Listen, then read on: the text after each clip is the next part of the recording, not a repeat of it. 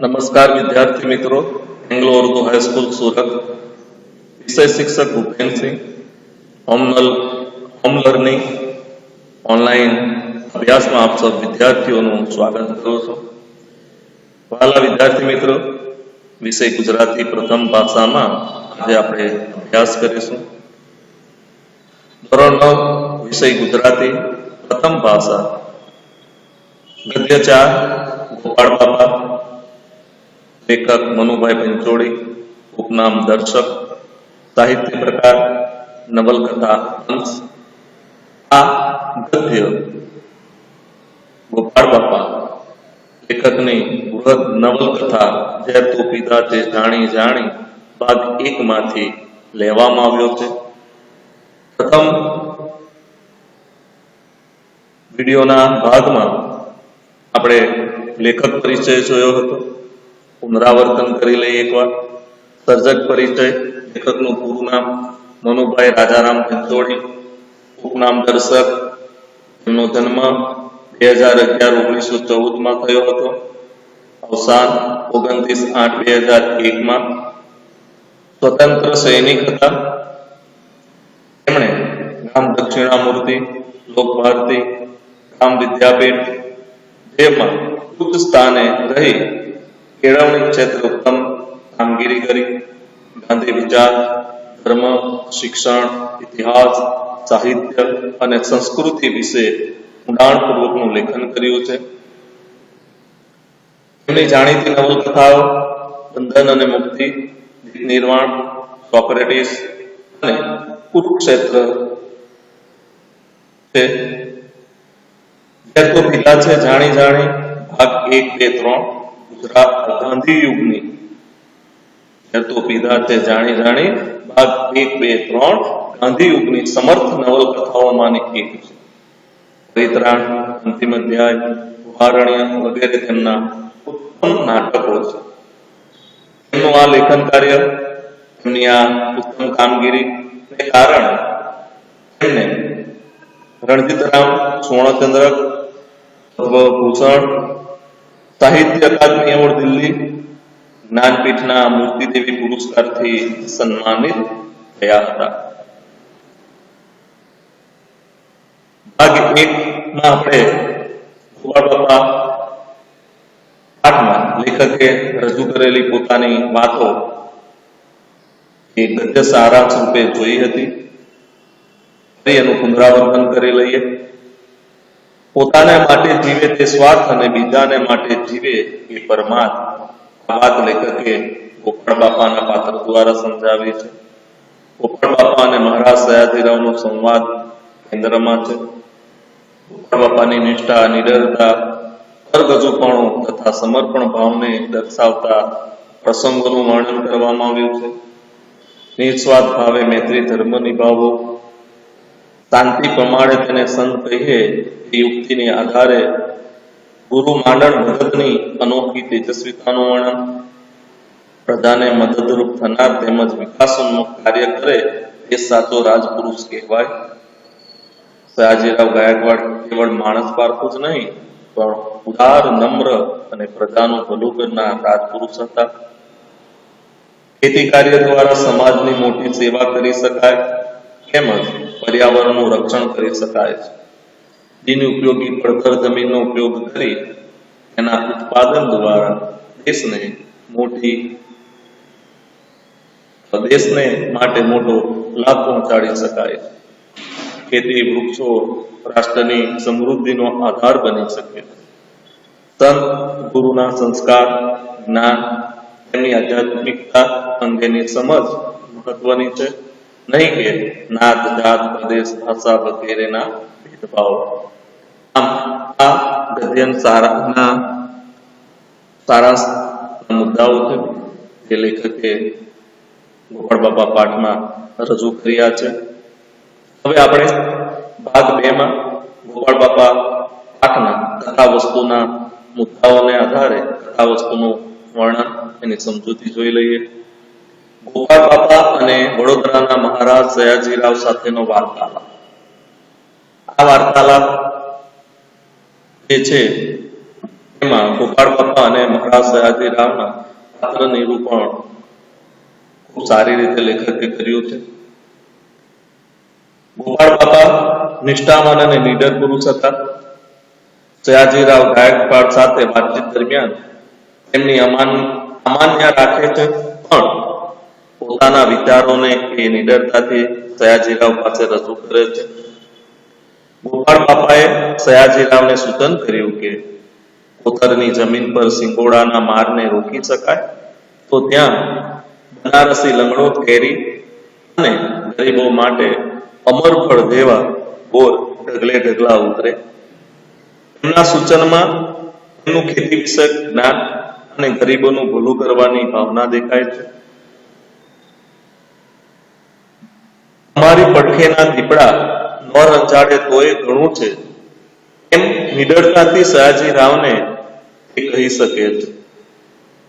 ત્યારે પૂંજાનો બંદોબસ્ત કરવા સંબંધી સયાજીરાવના સૂચનનો પણ તેઓ વિનમ્રતાથી અસ્વીકાર કરે છે. તો ત્યાં મૂર્તિને નામે સૌને આશરો મળે એવું કરજો એવા સયાજીરાવના સૂચનને સહર્ષ વધાવે પણ છે. આ રાજા સાથેની વાતચીતમાં ગોપાળ બાપાનું પાત્ર નિરૂપણ અથવા તો ગોપાળ બાપાના જે ગુણો છે એ જોવા મળે છે. ગોપાળ બાપા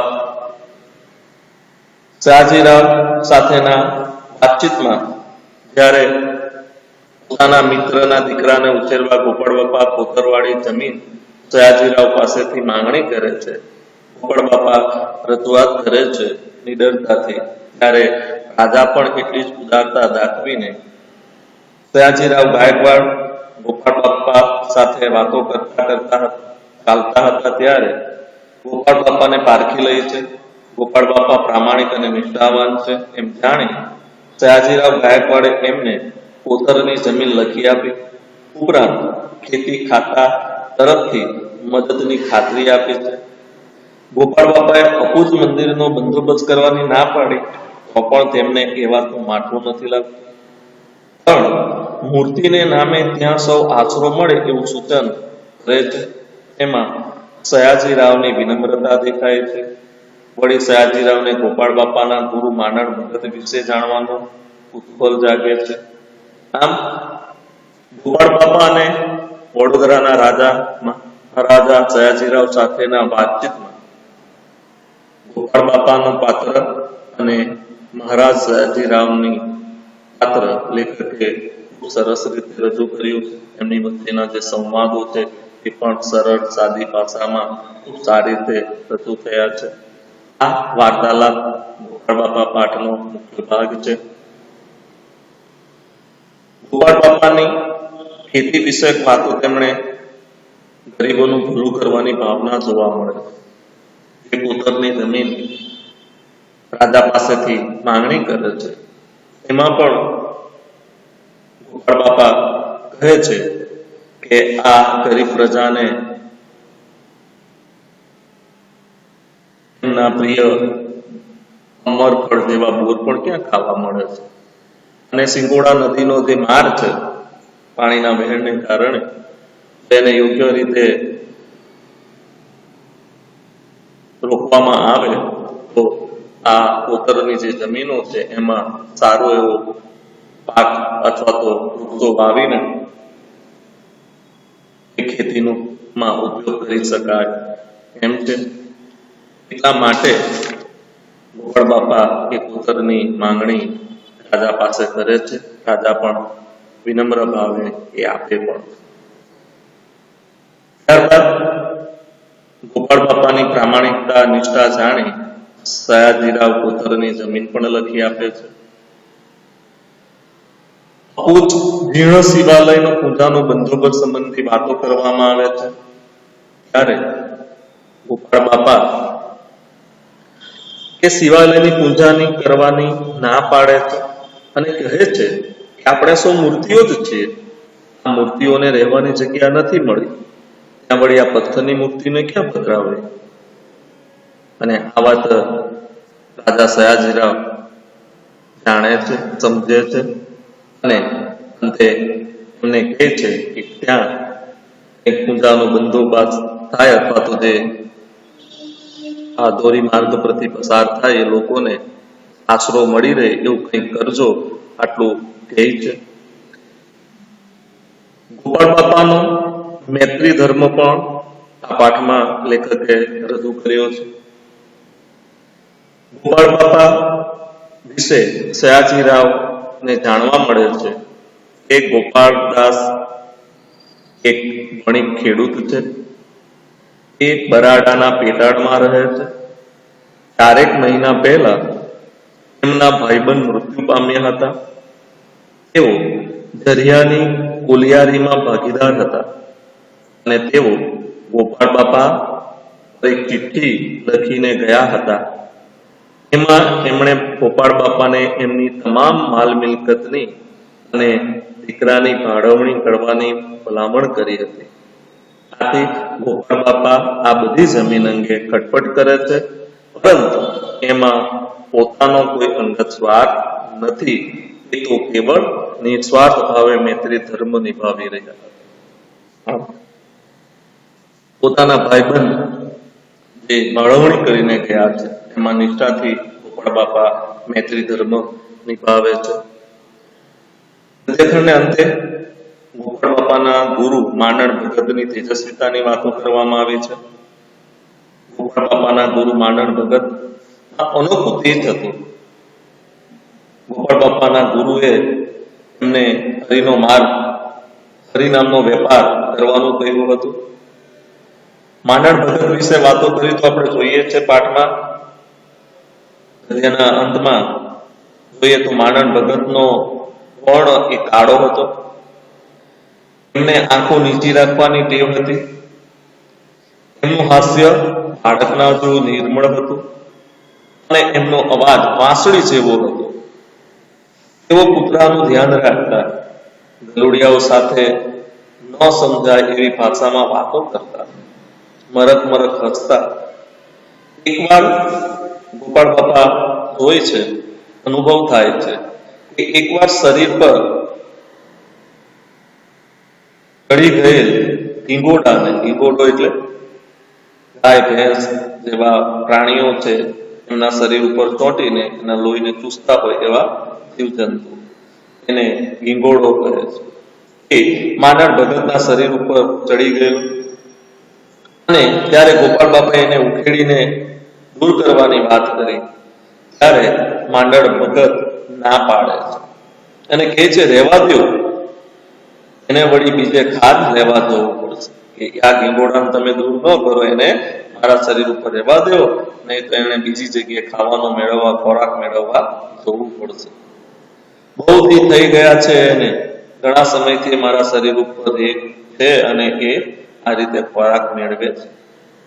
માંડણ ભગતના શબ્દો ગીતામાં કહ્યું છે તેમ, હું દેહ નથી પણ આત્મા છું, એની પ્રતીતિ કરાવે. આ શરીરનું મહત્વ ખૂબ ઓછું છે.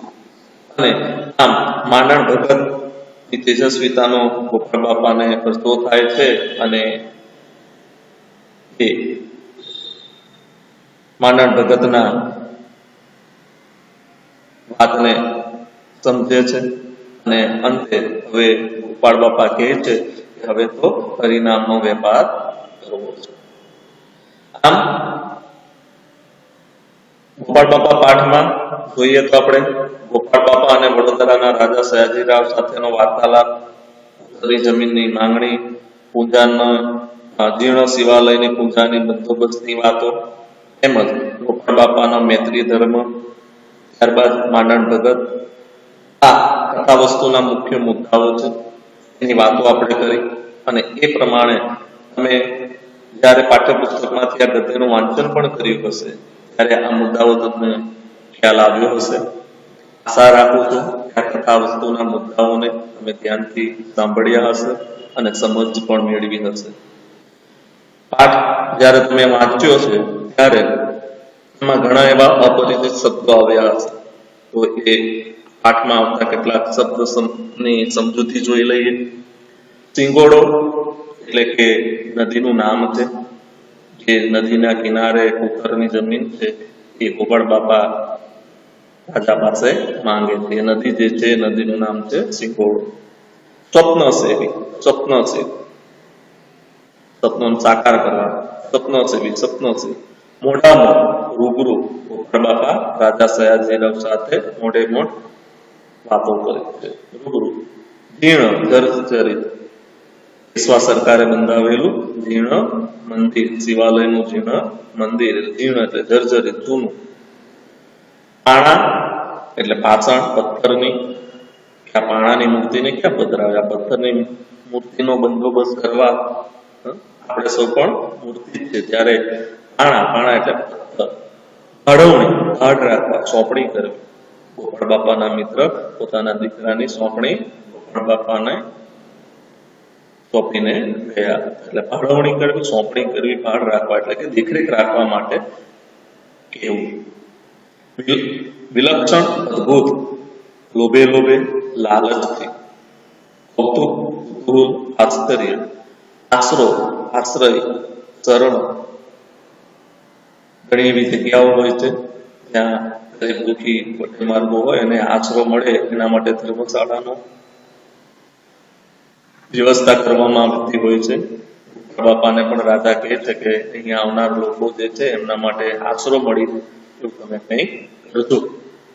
આશરો એટલે આશ્રય, શરણો અને ધર્મશાળાની વાત કરવામાં આવી છે. ફુલિયારી, કોલસાની ખાણ. ગુલાબી એટલે તેજસ્વીતા. માંડળ મદનની આત્માની ગુલાબી હોળી હતી, તેજસ્વીતા.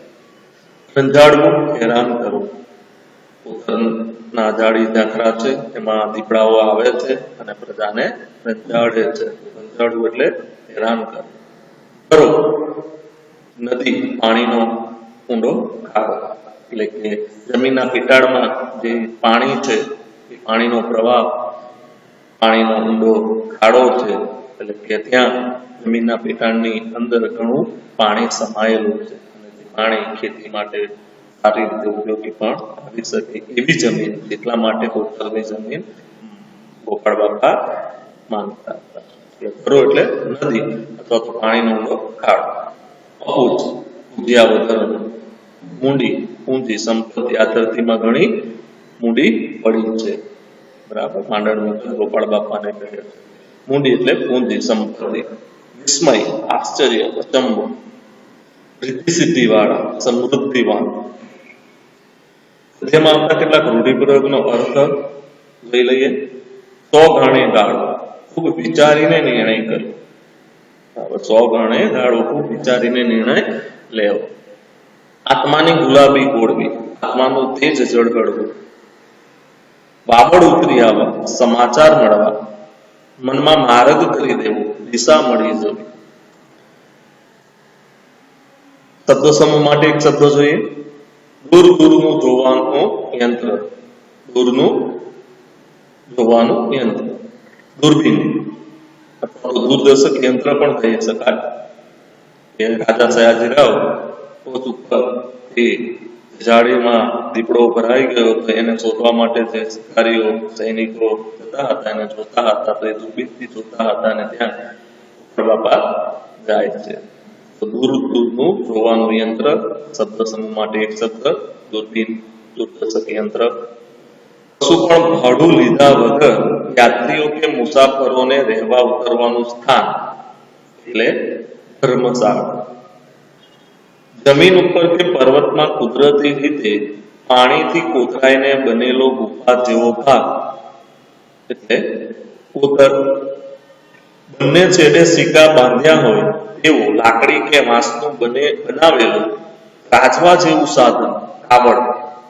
બરાબર. બંને બાજુ સિક્કા જેવું એટલે કે એમાં બેસવા તો રાખી શકે, રાજવા જેવું બંને છેડે હોય અને એમાં એને કાવડ કહેવામાં આવે. બધા શબ્દોના શિષ્ટ રૂપ જોઈએ. જમીન, દી એટલે દિવસ, દોઢી એટલે દેવડી, પ્રવેશ દ્વાર, પાસેની જગ્યા. ઘરના અંદર પ્રવેશ દ્વાર હોય, પ્રવેશ દ્વારમાં જ્યારે તે પ્રવેશ દ્વારની બાજુમાં ચોકી જેવી હોય એને દોઢી કહેવામાં આવે છે, દેવડી કહેવામાં આવે છે. હાથ એટલે ખોરાક, વાવડ ખબર, સમાચાર, સંદેશો. પડખે, બાજુમાં, દખ, દૂધ. વ્યાકરણ વિભાગમાં સર્વનામ શોધો આવો પ્રશ્ન પૂછાય છે. અહીં 2 વાક્યો આપવામાં આવેલા છે. એમાં સર્વનામની નીચે અંડરલાઈન કરવામાં આવી છે. રેખાંકિત શબ્દો એ સર્વનામ છે. એમ તો અમે અને તમે સૌ મૂર્તિયુક્ત છીએ ને, તો આ વાક્યમાં અમે અને તમે એ સર્વનામ છે. બીજું વાક્ય, પણ ત્યાંય મૂર્તિને નામે આશરો સૌને મળે તેમ કરજો. ત્યાંય અને સૌને એ સર્વનામ છે. વિદ્યાર્થી મિત્રો, આપણે ગદ્ય 4 ગોપાળ બાપા ભાગ 1 અને 2 માં પાઠની વિસ્તૃત ચર્ચા કરી. આશા રાખું છું કે એમાં થયેલી ચર્ચા તમને બરાબર સમજાઈ હશે. ભાગ 1 માં આપણે લેખકનો પરિચય અને ગદ્ય સારાંશની વાતો કરી હતી. ભાગ 2 માં આપણે કથા વસ્તુના મુદ્દાઓની ચર્ચા કરી. એમાં આવતા જે લેખકે પ્રસંગો છે એની વાત કરી. ગોપાળ બાપા અને રાજા સયાજીરાવની વાતચીત, વાર્તાલાપની વાત કરી. બીજું છે મંદિરની પૂજાના બંદોબસ્તની વાત કરવામાં આવી, એની વાત થઈ. ગોપાળ બાપા જે મૈત્રી ધર્મ નિભાવે છે એનું વર્ણન જોયું, એની વાત કરી. ગોપાળ બાપાના ગુરુ માંડણ ભગતની તેજસ્વીતાની વાતો કરી. આમ પાઠમાં આટલા પ્રસંગો લેખકે ખૂબ જ સારી રીતે વર્ણવેલા છે. એમાં કેન્દ્રમાં ગોપાળ બાપા છે, એનું પાત્ર નિરૂપણ છે. પરીક્ષામાં સવિસ્તાર પ્રશ્નમાં પ્રશ્નો તમને ખાસ પૂછવામાં આવે છે. ગોપાળ બાપાનું પાત્રાલેખન કરો. બીજા 2-3 માર્કના જે પ્રશ્નો છે એમાં ગોપાળ બાપાએ સયાજીરાવ પાસે કરેલી માંગણીનું શું પરિણામ આવ્યું, તેમજ ગોપાળ બાપા સિંગોડા નદીના કોતરો શા માટે ખરીદવા ઈચ્છતા હતા. ગોપાળ બાપા વિશે સયાજીરાવને શું જાણવા મળ્યું. આ બધી વાતો પરીક્ષામાં પ્રશ્ન રૂપે તમને પૂછાય છે, એની આપણે ચર્ચા કરી છે. વિદ્યાર્થી મિત્રો, આ વિડીયોને આધારે ગદ્યમાં કવિનો પરિચય, એમાં કવિનું નામ, સાહિત્ય પ્રકાર, સંદર્ભ કૃતિ, આ વસ્તુ તમે તમારી ગુજરાતીની નોટમાં પાઠની શરૂઆતમાં તમારે આ 4 વસ્તુ લખી દેવાની. એટલે ગદ્યનું નામ, સાહિત્ય પ્રકાર, ગદ્ય ક્યાંથી લેવામાં આવ્યો છે, સંદર્ભ કૃતિનું નામ, લેખકનું જો ઉપનામ હોય તો ઉપનામ, લેખકનું પૂરું નામ, આટલી વસ્તુ ખાસ નોંધ કરવાની. ત્યાર પછી બીજો પેરેગ્રાફમાં ગદ્ય સારાંશ જે આપેલો છે પાઠમાં એ તમારે નોટમાં લખવાનો. ત્યાર પછી એના મુદ્દાઓની નોંધ કરી દેવાની અને જે અપરિચિત શબ્દો છે, શબ્દ સમજૂતી છે, એની નોટ કરી દેવાની. અને ત્યાર પછી પાઠને આધારે જે પ્રશ્નો છે એ સ્વાધ્યાયના પ્રશ્નો તમે નોટમાં લખજો. આશા રાખું છું તમને આ વિડીયોમાં ગોપાળ બાપા પાઠની સમજૂતી બરાબર સમજાઈ હશે. હવે બીજા ગુજરાતી વિષયમાં કોઈ બીજા પાઠ કાવ્યને લઈને આપણે પાછા ફરી મળીશું. આવજો મિત્રો. અસ્તુ.